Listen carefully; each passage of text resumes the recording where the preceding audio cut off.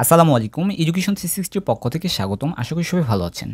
আবারও একটা nursing related গুরুত্বপূর্ণ ভিডিও নিয়ে উপস্থিত। যারা ইতোমধ্যে এডমিট কার্ড হাতে পেয়েছেন এবং কি তারা দুশ্চিন্তায় আছেন, ভেন্যু জিনিসটা কি, আমরা কোথায় পরীক্ষা দিতে যাব, এক্সাম সেন্টারে পরীক্ষা দিতে যাব বা রুমে পরীক্ষা দিতে যাব, এ নিয়ে অনেকেই অনেক প্রশ্ন করতেছে। তো আজকের ভিডিওতে মূলত থাকতেছে ভেন্যু জিনিসটা কি, আমরা কোথায় এক্সাম দিতে যাব বা এক্সাম সেন্টারে আমাদের কি কি কাগজপত্র নিয়ে যাইতে হবে। তো চলুন শুরু করি। প্রথমে আমরা ছোট একটা উদাহরণ দিয়ে বুঝি। কোনো একটা কলেজে তাদের সিট সংখ্যা আছে 50 জন এবং কি তারা ভর্তি পরীক্ষার মাধ্যমে ফিক্স করছে যে আমরা ভর্তি পরীক্ষা নিয়ে এই 50 জনকে সিলেক্ট করব। কিন্তু এখন কথা হচ্ছে সেই কলেজে অ্যাপ্লাই করছে 500 জন এবং কি সেই কলেজের রুম সংখ্যা আছে 10টা এবং কি প্রতি রুমের সিট ক্যাপাসিটি 20 জন। তাহলে 10-20 200 এবং কি সেই কলেজে 200 জন স্টুডেন্ট ভর্তি পরীক্ষা নিতে সম্ভব। কিন্তু অ্যাপ্লাই করছে সেই কলেজে 500 জন। এখন সেই কলেজে 300 জন স্টুডেন্ট কোথায় বসাবে? তো সেই কলেজে আশেপাশে যে কলেজগুলা বড় ধরনের কলেজ আছে, ছোট বড় প্রতিষ্ঠান মিলে কেন্দ্র হিসেবে অর্থাৎ ভেন্যু হিসেবে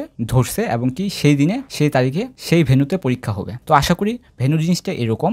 আমাদের নার্সিং ভর্তি পরীক্ষার 20টা সেন্টার ছিল এবং কি আমরা 20টা কলেজে যে কোনো একটা কলেজে আমরা চয়েস দিয়েছি যে আমরা এই কলেজে ভর্তি পরীক্ষা দিতে যাব। তো এখন সেই কলেজে যদি সিট সংখ্যা বা সিট ক্যাপাসিটি না থাকে তাহলে সেই শহরের ছোট বড় প্রতিষ্ঠান নিয়ে একটা ভেন্যু তৈরি করছে। যেরকম এখন আমরা দেখি যে উদাহরণ হিসেবে যে এই যে এখানে সে সেন্টার সিলেক্ট করছে দিনাজপুর নার্সিং কলেজ দিনাজপুর। সে দিনাজপুর নার্সিং কলেজে ভর্তি পরীক্ষা দিবে এবং কি সিলেক্ট করছে দিনাজপুরে এবং কি তার ভেন্যু পড়ছে M Abdur Rahim medical college Dinajpur. তাহলে আমরা সেন্টার দিছি Dinajpur nursing college, centre choice দিছি, কিন্তু ভেন্যু হিসেবে আমাদের কথাই হচ্ছে যে এম আব্দুর রহিম মেডিকেল কলেজে। তো আমরা সিম্পলি ভাবে বুঝতে পারি। তো আরেকটা বিষয়ে দেখে আসি যে আরেকজনকার অ্যাডমিট থেকে দেখে আসি। এক্সাম সেন্টার বরিশাল নার্সিং কলেজে, বরিশাল অর্থাৎ সে চয়েস দিছে বরিশাল নার্সিং কলেজ চয়েস দিছে, অর্থাৎ সেই সেন্টারে চয়েস দিছে যে সেই সেন্টারে সে পরীক্ষা দিতে যাবে, কিন্তু তার ভেন্যু কোথায়? যে Barishal government women college Barishal. তাহলে তার সিট কোথায় পড়ছে? Barishal government women college. তাহলে আশা করি ভেন্যু জিনিসটা কোথায় এবং কি আশা করি বুঝতে পারছি যে ভেন্যু জিনিসটা কি এবং কি কোথায় আমাদের পরীক্ষা দিতে হবে। তো সিম্পলি আমাদের এই ভেন্যুতে পরীক্ষা দিতে হবে।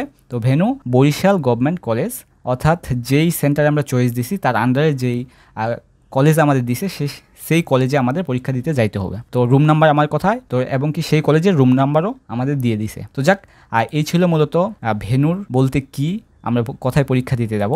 এখন আসি যে আমাদের ভর্তি পরীক্ষায় কি কি কাগজপত্র নিয়ে যাইতে হবে। তো ভর্তি পরীক্ষায় অ্যাট ফার্স্ট যে কাগজটা লাগবে সেটা হচ্ছে এই যে এখানে অ্যাপ্লিক্যান্ট কপি অবশ্যই আপনার সাথে রাখবেন এবং কি এই যে এডমিট কার্ড আপনার সাথে রাখবেন এবং কি নিচে কিছু ডকুমেন্টস বা কিছু নির্দেশনা দিয়ে রাখছে। Please print and ব্রাইং this admit card এবং কালার ডিউরিং রাইটেন এক্সামিনেশন, অর্থাৎ অবশ্যই আপনাকে এই এডমিট কার্ডটি কালারে প্রিন্ট করতে হবে, মাস্ট বি প্রিন্ট করতে হবে।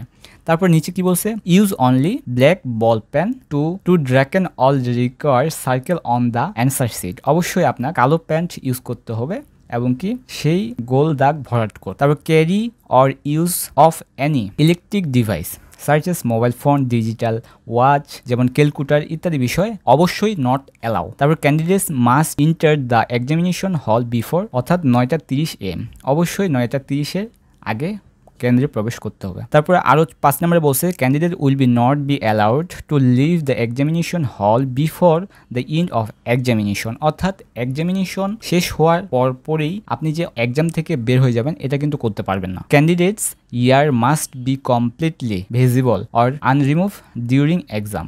তো অবশ্যই ক্যান্ডিডেট অর্থাৎ মহিলা ক্যান্ডিডেট যারা আছে তাদের কান অবশ্যই ভিজিবল অর্থাৎ দেখা লাগবে এবং কি যদি না দেখা যায় তাহলে অবশ্যই এক্সাম হল থেকে বের করে দিবে। তো যাক, এই ছিল সতর্কতার বিষয় এবং কি আপনি কি কি কাগজপত্র নিয়ে যাবেন।